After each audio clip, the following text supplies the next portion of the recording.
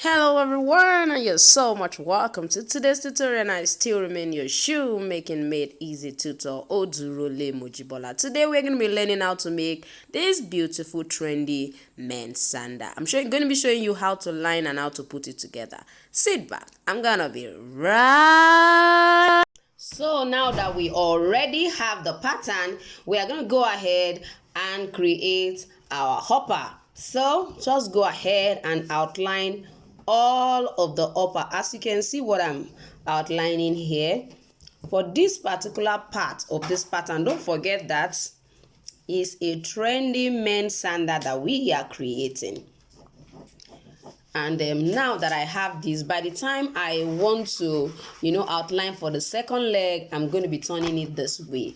If you leave it this way, it will still remain the same leg. I need you to really understand that and don't make such kind of a mistake. So we are going to be placing this way, and I'm going to go ahead and outline it just like I did as well.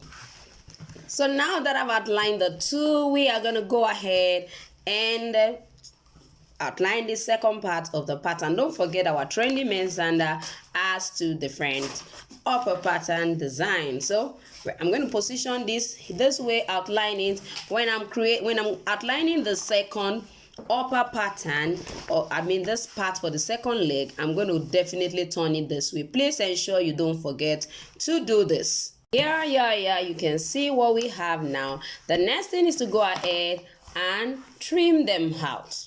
So now we have already cut out our trendy men's sandal patterns and the upper. So the next thing we're going to be doing now is I'm going to go ahead and line it. And I'm going to be lining it with a particular leather, but a thicker leather, because this is quite soft. I love the look of this. That's why I'm using it as my upper. I need you to know that it doesn't have to be hard. That's the truth. It doesn't have to be hard. Some people believe that if you are creating a men's sandal, the leather should be hard. Why? They should be comfortable in whatever kind of sandal you are creating for them. The only thing is that for this kind of a soft leather, what you should do, make sure that whatever leather you're using as a lining should be thick enough to sustain the weight of the foot, which is the reason I'm going to be using this particular thick one, because normally I will have used this to actually cut, but for me, I don't seem to like the look. I'm sure you can see this shining and very, very beautiful. This seems too dull for my liking, so I'm just going to go ahead and use it to line. So many times I've had people ask me questions: what is lining, what is the main leather, and things like that. See, lining is also the leather. The only difference is just that lining is always the inner part of your upper, while the leather stays we refer to the leather as the main one, the main upper that everybody sees outside. It's still the same leather you're using to line the two of them. It's either it is synthetic leather or it's a genuine leather. Some people will use a genuine leather for the upper like this, for the main upper like this, and use a synthetic leather as a lining, while some will also use a genuine leather for the main leather and also use a genuine leather for the lining. So it depends on the quality of the product you want to produce, and then the capability of your customer. So if they want something that is like that, you create for them, because most times these things are expensive. Genuine leathers are not as affordable as the synthetic leather, and the truth is that if you're able to secure a good synthetic leather, it will effectively do the work you want it to do. So as you can see, what I'm using here isn't a genuine leather, it's still a synthetic leather. Some call it fiends, but I found out that it works perfectly well for me. So let's go ahead and line it. So as you can see now, we have already I've already outlined it on the lining. I'm just going to go ahead and apply my contact cement adhesive on this particular one, and I'm just going to place it on this immediately, or Just leave it for about 30 seconds before I place it on it so that it can stick on it and I'll be able to stitch it. If you don't want to stitch, I want you to know that you can decide not to stitch this design, but ensure that you apply your contact cement adhesive on the lining as well as on the upper. But I am going to be stitching mine, so that's my major reason of not applying gum on the two sides. I've seen so many instructors actually apply gum on the two sides and then they are still going to stitch it. But I just developed this myself. Actually, I was not taught that way. If that's what you want to hear, I was not taught that way, but I just find out that this particular techniques works very well. As soon as I apply my contact adhesive, I allow it to stay for like 30 seconds, and immediately I put this on it, it sticks to it, and I am able to stitch and it permanently stays there. So if you want to follow my method, fine, you will be conserving your contact cement adhesive, and then your work will be faster and neater. Now, most times we struggle with having a very neat job just because of the way we apply our contact cement adhesive on the upper.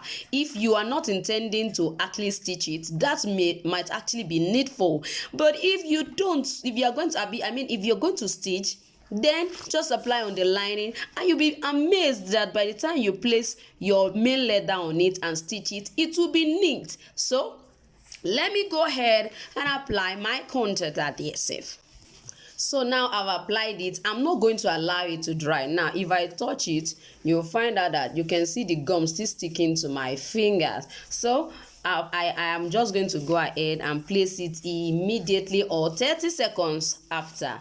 So I'm going to arrange it on it. Now somebody is already asking, why is she outlining it? Why doesn't she just apply the gum all over the lining and just go ahead and place it? Well, I don't like to waste anything when I'm working. That is the major reason. All these excess that you're having here, I'm still going to keep them to create short patterns and short straps when I want to create children's sandals. So for me, no strap is wasted.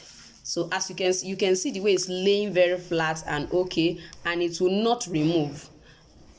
Can you say that it's already sticking to it? So the longer it stays there, the better for me. By tomorrow, if I try to open this, it will be so difficult. So please ensure, do this only when you are stitching. So now I have stitched it all around. Ensure that when you are stitching, you use your machine oil just for the smooth running of the feet, because the feet that comes with our, for example, our normal domestic machine, which is the normal manual machine that we use for sewing fabric, comes with a foot that is actually meant for fabrics. So you need your oil to make it move easily on your leather. The most appropriate fit for our leather is actually a Teflon fit. If you can get it, it's just that I'm not sure it can work with our domestic machine, but I want to believe that some of it will definitely work with some other domestic machines. Domestic sewing machine like we have in Nigeria. We have Singer, we have Butterfly, we have them in different forms here in Nigeria. So if you can lay your hands on a Teflon fit, you will not be needing oil for you to stitch your leather. So let's go ahead and trim this out. So now that I've trimmed it, I'm just going to go ahead and place my pattern on it, just for me to be able to locate the position of the buckle. Just to locate the position of the buckle. I need you to know that as far as this pattern is concerned, it's something you can use for different sizes. You can use it for different sizes. So I'm just going to go ahead and punch. I'm going to be using about 1 millimeter punch.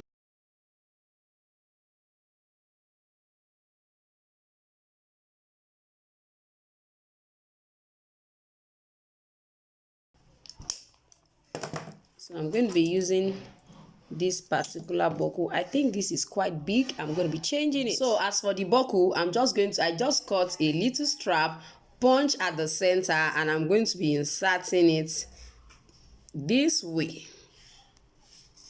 I'm going to try to apply contact adhesive here so that it will be easy for me to actually position it properly. If you like, you can decide to open up this side, insert your buckle, as in insert your buckle strap before you line it. It depends on you, but for me, I'm going to be allowing this to dry, of course. Then I'm going to go ahead. I think these ones are dry. Ensure that the side of the buckle is in the right direction. Don't make the mistake of just covering up. I've taught us how to fix buckle. I've taught us that. This is just a quick reminder. So as you can see, I'm going to be placing it here.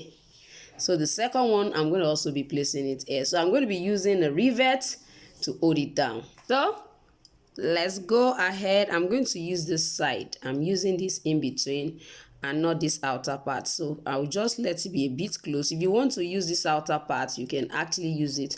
But I don't want this strap showing actually on at the back. I don't want it showing. So I love to always use the inner part here. So that is that. I'm going to try to trim this side off.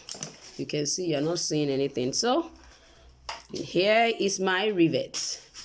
Here is my rivet. It comes in the set of 2 like this. One set is 2 pieces like this. 2 pieces rather. So let's put this at the back. Then I'm going to, don't forget, put it in the right direction. So I'm going to use this one to cover it. You see, so I'm going to be using my plier to actually press it down. Of course, there is a tool that is used for setting our rivet, but for me, I'm going to be using my plier because it's going to be doing that job perfectly well for me as well. So I'm just going to be careful when I press. That's all.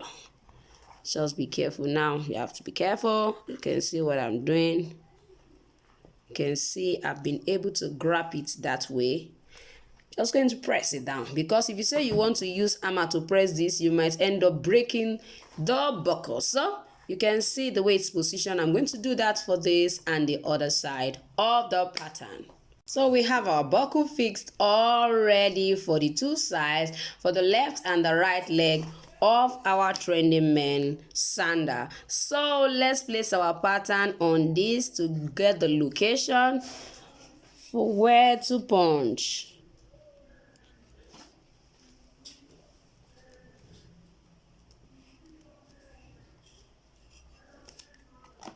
So let's just go ahead. I'm going to be using my punch plier. Punch 1, 2, 3, 4. Come to this side, do the same thing. I can barely even see it, but thank God. So what are we going to do now? I'm going to be coupling it now. I'm going to be doing words, coupling it now.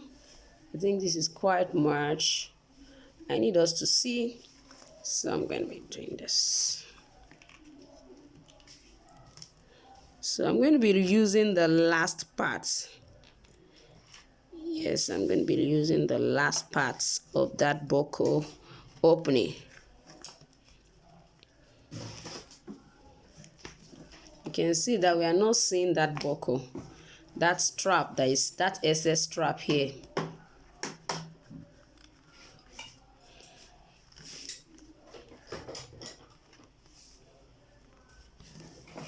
So this one too, I'm just going to adjust them all.